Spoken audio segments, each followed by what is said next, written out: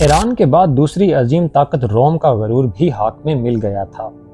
حضرت عمر فاروق رضی اللہ تعالی عنہ نے فلسطین کی جنگی مہم حضرت عمرو بن العاص رضی اللہ تعالی عنہ کے سپرد کی تھی، مگر درمیان میں جنگ یرموک چھڑ جانے سے وہ مہم ادھوری رہ گئی تھی۔ کیسے روم کے اقتدار کا خاتمہ ہوتے ہی حضرت عمرو بن العاص رضی اللہ تعالی عنہ نے آگے بڑھ کے بیت المقدس کا محاصرہ کر لیا۔ عیسائی قلعہ بند ہو کر مقابلہ کرتے رہے۔ اس دوران میں حضرت ابو عبیدہ رضی اللہ تعالی عنہ بھی اپنے لشکر کے ساتھ بیت المقدس میں پہنچ گئے۔ عیسائیوں نے کچھ دنوں تک مدافعت کی، مگر ان کی عسکری قوت بکھر چکی تھی، اس لیے مسلمانوں سے صلح پر آمادہ ہو گئے، مگر اس کے ساتھ ہی یہ شرط بھی رکھ دی کہ خود امیر المؤمنین حضرت عمر فاروق رضی اللہ تعالی عنہ یہاں آ کر صلح کا معاہدہ تحریر کریں۔ یہ بڑی عجیب شرط تھی، مگر حضرت ابو عبیدہ رضی اللہ تعالی عنہ نے فوراً ہی قاصد کو ایک خط دے کر مدینہ منورہ کی طرف روانہ کیا۔ خط میں یہ عبارت درج تھی: اگر امیر المؤمنین بنفس نفیس یہاں تشریف لے آئیں تو بیت المقدس جنگ و جدل اور خون ریزی کے بغیر مسلمانوں کے قبضے میں آ سکتا ہے۔ حضرت عمر فاروق رضی اللہ تعالی عنہ نے حضرت ابو عبیدہ کا خط پڑھا۔ حضرت عثمان غنی رضی اللہ تعالی عنہ اور حضرت علی رضی اللہ تعالی عنہ سے مشورہ کر کے بلا تاخیر فلسطین کے سفر پر روانہ ہو گئے۔ آسمان کی آنکھ نے ایسا منظر نہ پہلے کبھی دیکھا تھا اور نہ آئندہ کبھی دیکھے گی۔ حضرت عمر فاروق رضی اللہ تعالی عنہ اس حالت میں مدینہ منورہ سے روانہ ہوئے کہ ستوؤں کا ایک تھیلا، ایک اونٹ، ایک غلام اور ایک لکڑی کا پیالہ آپ کا سامان سفر تھا۔ نہ چھتر شاہی، نہ فوج کثیر، نہ طبل و علم اور نہ محافظ و نقیب۔ کیسر و کسرا کے تاج جس کے قدموں کا غبار بن چکے تھے، یہ اس عظیم فاتح کا سفر تھا۔ کبھی غلام اونٹ کی مہار پکڑ کر چلتا اور حضرت فاروق اعظم رضی اللہ تعالی عنہ اونٹ کی پشت پر سوار ہوتے، اور کبھی غلام اونٹ پر سوار ہوتا اور حضرت فاروق اعظم رضی اللہ تعالی عنہ اونٹ کی مہار پکڑ کر آگے چلتے۔ یہ 18 ہجری رجب کا مہینہ تھا۔ جابیہ کے مقام پر اسلامی فوج کے اعلیٰ افسروں نے حضرت عمر فاروق رضی اللہ تعالی عنہ کا استقبال کیا۔ اس وقت یہ فوجی افسر ایران کے قیمتی ریشمی کپڑوں کی قبائیں پہنے ہوئے تھے۔ انہیں دیکھ کر حضرت عمر فاروق رضی اللہ تعالی عنہ غضبناک ہو گئے۔ تم لوگوں نے اتنی جلدی اسلامی سادگی کو چھوڑ کر اجمیوں کی عادتیں اختیار کر لیں۔ فوجی افسران نے ریشمی قباؤں کے دامن کو اٹھا کر دکھایا جن کے نیچے جنگی ہتھیار موجود تھے۔ حضرت عمر فاروق رضی اللہ تعالی عنہ خاموش ہو گئے۔ بیت المقدس کے عیسائی رئیس بھی جابیہ پہنچ گئے۔ پھر اسی مقام پر وہ تاریخ ساز معاہدہ تحریر کیا گیا جس کی تفصیلات کچھ یوں ہیں: یہ وہ امان ہے جو اللہ کے غلام امیر المؤمنین عمر نے ایلیا کے لوگوں کو دی۔ یہ امان ان کی جان، مال، گرجا، صلیب، تندرست، بیمار اور ان کے تمام مذہب والوں کے لیے ہے۔ ان کے گرجاؤں میں نہ سکونت اختیار کی جائے گی اور نہ وہ ڈھائے جائیں گے، یہاں تک کہ ان کے احاطے اور چار دیواریاں بھی محفوظ رہیں گی۔ نہ ان کی صلیبوں کو نقصان پہنچایا جائے گا اور نہ ان کے مال میں کچھ کمی کی جائے گی۔ مذہب کے بارے میں ان پر کوئی جبر نہیں کیا جائے گا۔ واضح رہے کہ ایلیا میں ان لوگوں کے ساتھ یہودی رہنے نہیں پائیں گے۔ ایلیا والوں پر فرض ہے کہ وہ دوسرے شہروں کی طرح جزیہ ادا کریں اور یونانیوں کو اپنے علاقے سے نکال دیں۔ ان یونانیوں میں سے جو شہر سے نکلے گا اس کی جان اور مال کی حفاظت کی جائے گی جب تک کہ وہ اپنی جائے پناہ پر نہ پہنچ جائے، اور ان میں سے جو ایلیا ہی میں سکونت اختیار کرنا چاہے تو اس کے لیے بھی امان ہے، مگر اسے ایلیا والوں کی طرح جزیہ دینا ہوگا۔ ایلیا والوں میں سے جو شخص اپنی جان و مال لے کر یونانیوں کے ساتھ نکل جانا چاہے تو وہ بھی مامون و محفوظ ہے۔ اس تحریر پر اللہ، رسول صلی اللہ علیہ وآلہ وسلم، خلفاء اور مسلمانوں کا ذمہ ہے، بشرطیکہ کہ یہ لوگ مقررہ جزیہ ادا کرتے رہیں۔ اس معاہدے پر حضرت خالد بن ولید رضی اللہ تعالی عنہ، عمرو بن العاص رضی اللہ تعالی عنہ، عبد الرحمن بن عوف رضی اللہ تعالی عنہ اور معاویہ بن ابو سفیان رضی اللہ تعالی عنہ گواہ ہیں۔ یہ معاہدہ 18 ہجری میں تحریر کیا گیا۔ ایلیا خلیج عقبہ کے شمالی سرے پر واقع ایک ساحلی شہر ہے۔ اس معاہدے کی تکمیل کے بعد حضرت عمر فاروق رضی اللہ تعالی عنہ بیت المقدس کی جانب روانہ ہوئے۔ حضرت ابو عبیدہ رضی اللہ تعالی عنہ اور دیگر فوجی افسران نے شہر کے باہر نکل کر امیر المؤمنین کا استقبال کیا۔ اسلام کے عظیم فاتح کا لباس اتنا معمولی اور فرسودہ تھا کہ اسے دیکھ کر مسلمان فوجیوں کو شرم سی محسوس ہونے لگی۔ اس خیال سے کہ امیر المؤمنین کو اس لباس میں دیکھ کر عیسائی کیا کہیں گے، حضرت ابو عبیدہ رضی اللہ تعالی عنہ نے ترکی گھوڑا اور قیمتی پوشاک حضرت عمر فاروق رضی اللہ تعالی عنہ کی خدمت میں پیش کی۔ حضرت فاروق اعظم رضی اللہ تعالی عنہ نے فرمایا، اللہ نے جو ہم کو عزت بخشی ہے وہ اسلام کی عزت ہے اور وہی ہمارے لیے کافی ہے۔ پھر فاتح ایران اور روم یہی بوسیدہ لباس پہنے ہوئے بیت المقدس میں داخل ہوئے۔ سب سے پہلے مسجد اقصیٰ میں حاضر ہوئے اور چند آیات قرآنی پڑھ کر محراب داؤد کے قریب طویل سجدہ ادا کیا۔ اللہ تعالیٰ نے مسلمانوں سے کیا ہوا وعدہ پورا کر دیا تھا کہ اگر تم مومن ہو تو پھر تم ہی دنیا پر غالب رہو گے۔ صوبہ تکریت اور الجزیرہ شام اور عراق کے درمیان واقع تھے۔ بیت المقدس کی فتح کے بعد شکست خوردہ ایرانی اور رومی انہی دونوں مقامات پر جمع ہوئے اور اپنے عقائد کے اختلاف کے باوجود مسلمانوں کے خلاف متحد ہو کر ہنگامہ آرائی کرنے لگے۔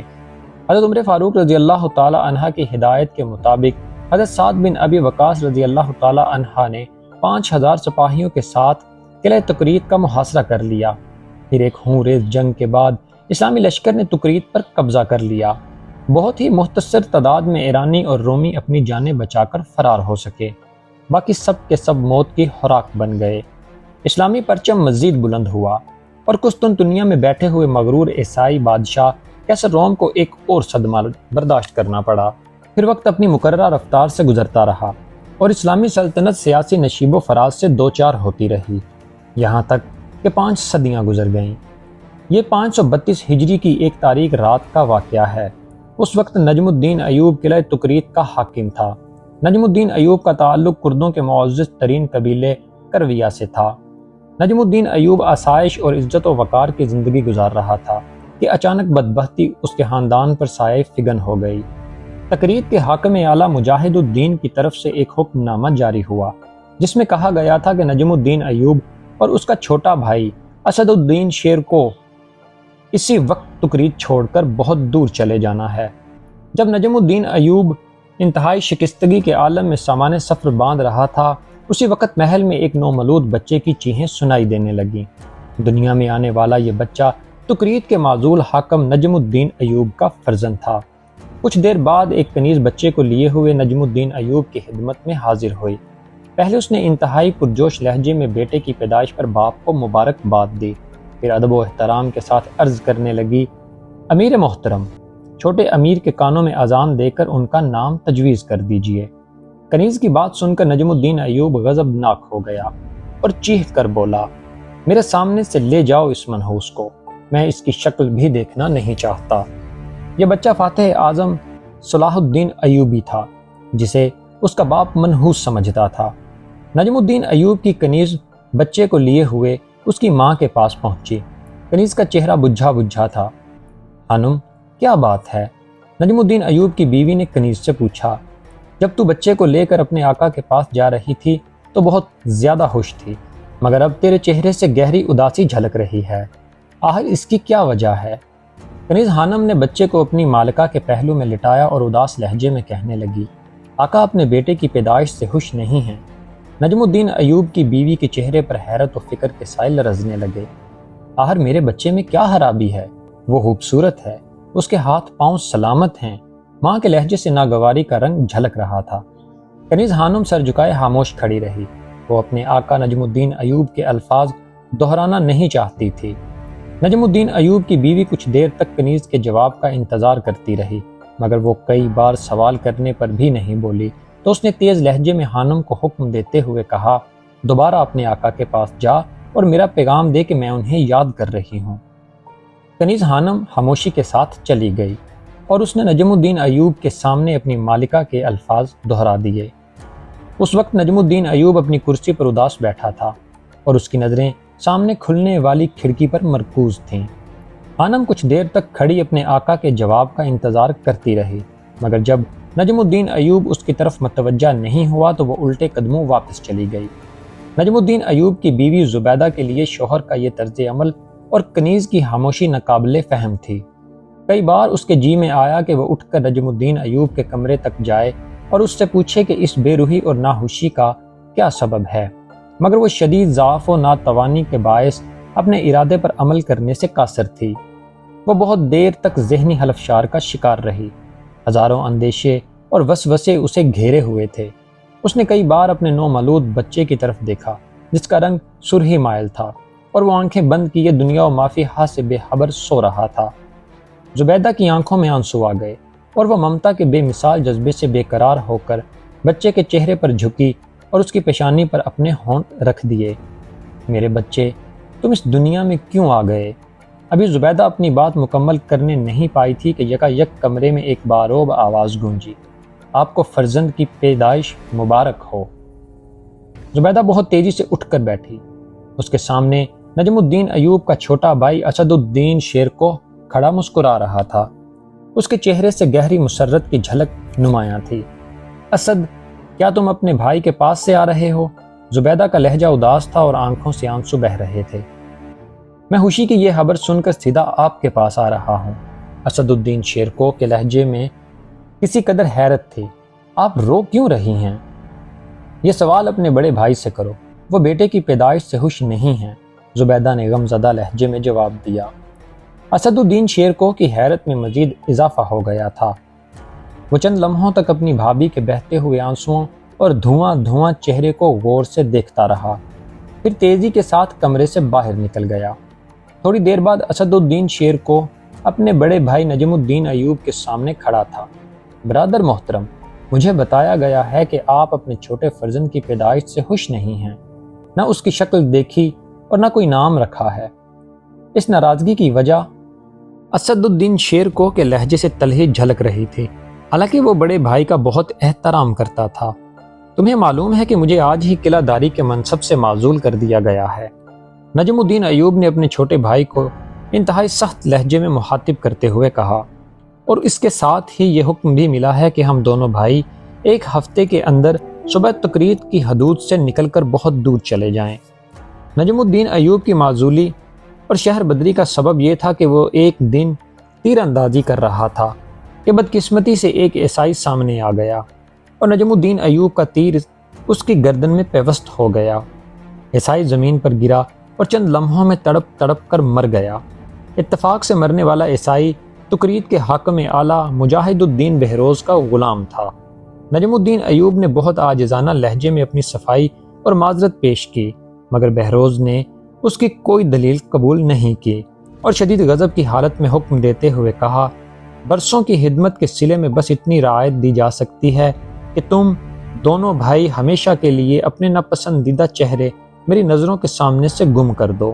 اسد الدین شیرکوہ نے بڑی اذیت و کرب کے ساتھ حاکم اعلیٰ مجاہد الدین بہروز کا حکم سنا اور پھر اداس لہجے میں کہنے لگا، برادر معظم، یہ سب نوشتہ تقدیر ہے، کبھی تحت شاہی اور کبھی تحت مرگ، یہی دنیا کا نظام ہے۔ جب میرا بڑا بیٹا توران شاہ پیدا ہوا تو میں ایک سپاہی کے عہدے سے ترقی پا کر تقریت کا قلعہ دار بن گیا۔ نجم الدین ایوب نے چیختے ہوئے کہا۔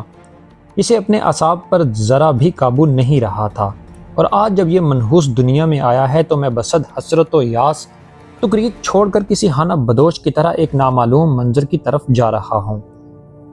ہم اہل ایمان ہیں، ہمارے مذہب کے مطابق نہ کوئی سات منحوس ہو سکتی ہے اور نہ ہی مبارک، یہ سب اللہ ہی کا نظام ہے اور اپنے نظام کو وہی بہتر سمجھتا ہے۔ اسد الدین شیرکوہ نے بڑے بھائی کا غصہ ٹھنڈا کرنے کے لیے انتہائی نرم لہجہ اختیار کرتے ہوئے کہا، مت سمجھاؤ مجھے کہ منحوس کیا ہوتا ہے اور مبارک کسے کہتے ہیں۔ نجم الدین کی آواز کچھ اور بلند ہو گئی تھی۔ بڑے بھائی کی طرف سے غیظ و غضب کے اس مظاہرے پر اسد الدین شیرکوہ بھی خاموش نہ رہ سکا۔ گستاخی معاف، عیسائی غلام کا قتل آپ کے ہاتھوں سے ہوا ہے، پھر اس معصوم بچے کو یہ سزا کیوں دی جا رہی ہے؟ نجم الدین ایوب اپنی معزولی سے اس قدر بدحواس ہو گیا تھا کہ اس نے چھوٹے بھائی کو بھی بری طرح ڈانٹ دیا۔ مجبوراً اسد الدین شیرکوہ واپس چلا گیا۔ پھر وہ اپنی بھاوج کے کمرے میں داخل ہوا، بڑی سرشاری کے عالم میں بھتیجے کو پیار کیا، اس کے کان میں اذان دی اور والہانہ انداز میں کہنے لگا، یہ میرا یوسف ہے۔ بچے کے چہرے پر ایک عجیب سا نور تھا، بڑی کشش تھی، اسی لیے اسد الدین شیرکوہ نے بھتیجے کو یوسف کا نام دیا۔ پھر اسی بچے یوسف نے صلاح الدین ایوبی کے نام سے شہرت دوام حاصل کی۔ یہ ایوبی خاندان پر بڑا گراں وقت تھا۔ کئی سال کی شدید محنت اور جانفشانی کے بعد نجم الدین قلعہ داری کے منصب تک پہنچا تھا اور پھر چند گھنٹوں میں اس سے سب کچھ چھن گیا۔ نجم الدین ایوب کا اقتدار اس مکان کی طرح تھا جسے زر کثیر خرچ کرنے کے بعد تعمیر کیا گیا ہو اور زلزلے کے ایک جھٹکے نے اسے زمین بوس کر دیا ہو۔ وقت تیزی سے گزرتا جا رہا تھا اور تکریت کے حاکم اعلیٰ مجاہد الدین بہروز کے حکم کی تعمیل میں صرف ایک دن باقی رہ گیا تھا۔ دونوں بھائی نجم الدین ایوب اور اسد الدین شیر کو ایک کمرے میں بیٹھے غور کر رہے تھے کہ ان کا یہ ہانہ بدوش خاندان کس علاقے کا رخ کرے کہ جہاں اسے پناہ مل جائے۔ بظاہر کوئی جائے امان نظر نہیں آ رہی تھی۔ دور تک کھلا آسمان تھا اور مایوسیوں کا گہرا اندھیرا۔ یکایک اس تاریکی میں روشنی کی ایک لکیر نمودار ہوئی اور نجم الدین ایوب مضطرب ہو کر کھڑا ہو گیا۔ کاش ایسا ہو جائے۔ نجم الدین ایوب شدید بے چینی کے عالم میں بار بار اپنا ایک ہاتھ دوسرے ہاتھ پر مار رہا تھا اور اس کی زبان سے بس یہی محسوس الفاظ ادا ہو رہے تھے، کاش ایسا ہو جائے۔ بڑے بھائی کی یہ اضطرابی کیفیت دیکھ کر اسد الدین شیر کو بھی کھڑا ہو گیا اور پوچھنے لگا، کیا ہو جائے برادر محترم؟ چھوٹے بھائی کی بات سن کر نجم الدین ایوب کے سامنے 6 سال پرانا ایک واقعہ اپنے پورے حد و حال کے ساتھ ابھر آیا۔ یہ 526 ہجری کا زمانہ تھا اور بغداد پر عباسی خلیفہ مسترشد باللہ کی حکومت تھی۔ اسی دوران میں زنگی حکومت کے بانی عماد الدین نے عراق میں شکست کھائی اور اپنے سپاہیوں کے ہمراہ فرار ہو کر دریائے دجلہ کے بائیں کنارے پر دم لیا، مگر ابھی اس کے لیے کوئی جاہ پناہ نہیں تھی، کیونکہ دشمن کا لشکر مسلسل عماد الدین زنگی کے تعاقب میں تھا۔ دریا کے اس پار ایک چٹان پر تکریت کا ناقابل تصحیر قلعہ واقع تھا۔ قلعے کے دفاع کے لیے خشکی کی طرف ایک گہری خندق کھودی گئی تھی، جس تک پہنچنے کے لیے چٹانیں کاٹ کر خفیہ سیڑھیاں بنائی گئی تھیں جو قلعے کے وسط سے گزر کر دریائے دجلہ تک جاتی تھیں۔ اب عماد الدین زنگی کے شکست خوردہ لشکر کے بچاؤ کی ایک ہی صورت تھی کہ اسے تکریت کے قلعے میں عارضی پناہ مل جائے، مگر یہ سب کچھ قلعہ داری کی مرضی پر منحصر تھا۔ ایسی سنگین صورتحال میں نجم الدین نے فراخ دلی، بلند حوصلگی اور اسلامی رواداری سے کام لیتے ہوئے کچھ دن کے لیے اپنے دینی بھائیوں کو قلعہ میں پناہ دے دی۔ پھر بڑی رازداری کے ساتھ عماد الدین زنگی کو کشتیوں کا ایک بیڑا فراہم کر دیا۔ آخری کشتی پر سوار ہونے سے پہلے عماد الدین زنگی نے بڑے والہانہ انداز میں نجم الدین ایوب کو گلے لگاتے ہوئے کہا، میرے بھائی، نہ میں اپنے اس برے وقت کو بھولوں گا اور نہ تمہارے احسان کو۔ پھر نجم الدین ایوب اس وقت تک کھڑا رہا جب تک عماد الدین زنگی اور اس کا لشکر دریائے دجلہ کے دوسرے کنارے پر اتر کر دشمن کے تعاقب اور حملے سے محفوظ نہ ہو گیا۔ پھر 6 سال بعد وقت بدلا تو عماد الدین زنگی کو پناہ دینے والا خود کھلے آسمان کے نیچے بے امان کھڑا تھا اور بار بار ایک ہی جملہ دہرا رہا تھا، کاش ایسا ہو جائے۔ نجم الدین کے ان پر اسرار الفاظ کا صرف ایک ہی مفہوم تھا کہ عماد الدین زنگی کو اپنا وعدہ یاد آ جائے، جس نے اس عرصے میں دشمن کو شکست دے کر دوبارہ اپنے علاقے پر قبضہ کر لیا تھا۔ پھر جب نجم الدین ایوب نے اپنے چھوٹے بھائی کو عماد الدین زنگی کی رخصت کا آخری منظر پوری تفصیل کے ساتھ سنایا تو اسد الدین شیر کو بے ساختہ بول اٹھا، آزمائش کی اس گھڑی میں سلطان کے ظرف کو ضرور آزمایا جائے، ڈرتا ہوں کہ کہیں وہاں سے بھی ناکام و نامراد نہ لوٹا دیا جاؤں۔ نجم الدین ایوب نے اداس لہجے میں کہا، عیش و اقتدار بہت بڑا فتنہ ہے، جب انسان اسے حاصل کر لیتا ہے تو اپنے برے دنوں کو اس طرح بھول جاتا ہے کہ جیسے اس پر کبھی کوئی مصیبت کی گھڑی گزری ہی نہیں تھی۔ آخر ہمارے پاس اس کے سوا چارہ بھی کیا ہے؟ اسد الدین شیر کو نے ایک لفظ پر زور دے کر کہا، ہمیں ایک بار سلطان عماد الدین زنگی کے محل پر دستک ضرور دینی چاہیے۔